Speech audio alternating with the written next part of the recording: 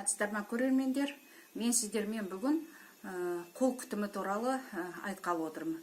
Өзім кейінгі кезде сән салонына бармаймын, сол себепті үйде осы қолыма масканы жасаймын. Бұл бір жағы маска, екінші жағы скраб. Қолымызды тазалап, ағартып, жаңағы мозольдарын жан-жағындағы мына өскен тырнақтың жан-жағындағы еттерін жұмсартады.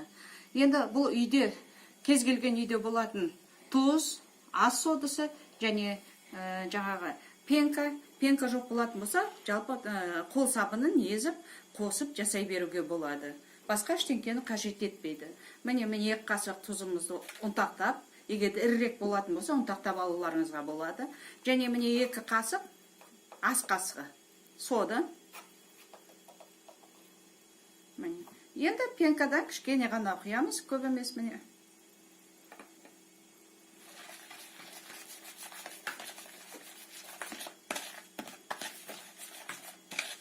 Жақсылап араластырып аламыз.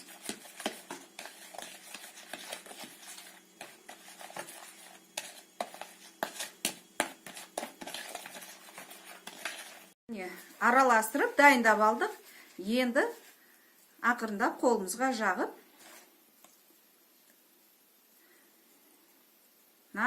саусақтарымыздың, тырнақтарымыздың төңірегінің бәрін бүйтіп оқалап, тырнақтарымыздың төңірегінің бәрін жұмсартамыз. Арасын.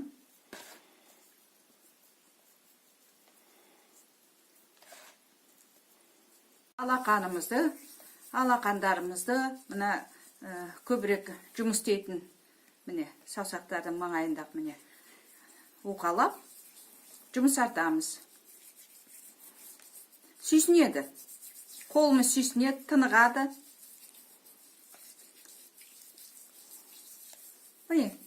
Телевизор көріп, демалып отырғанда қолдарыңызға бір 10 минут уақыттарыңызды бөлсеңіздер, қолдарыңыз кәдімгідей жетісіп әдемі болып қалады. Жай отырмаңыздар, әрине. Саусақтарыңыздың арасын оқалап міне.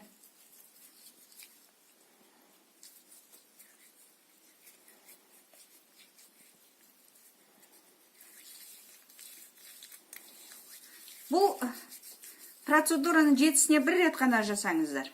1 рет жасаған жетіп жатыр.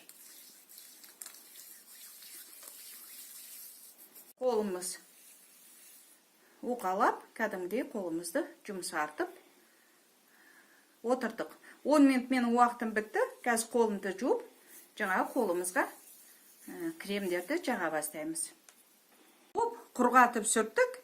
Енді қолға арналған кремнің кез келгенімен өздеріңіздің ұнаған кремдеріңізді жағуларыңызға болады. Қазір мен қолыма кремді жағам. Сонымен біздің қолымыз бір жетіге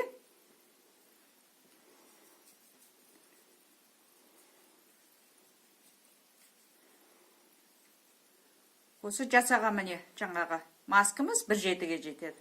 1 жеті тағы қайталап немесе басқа маскалерді жасауларыңызға болады.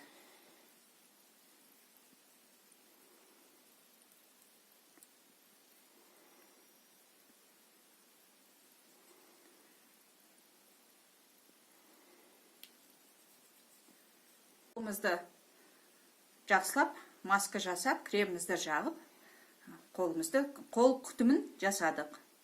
Осылай жетісіне 1 рет қолымызға көңіл бөліп отырайық.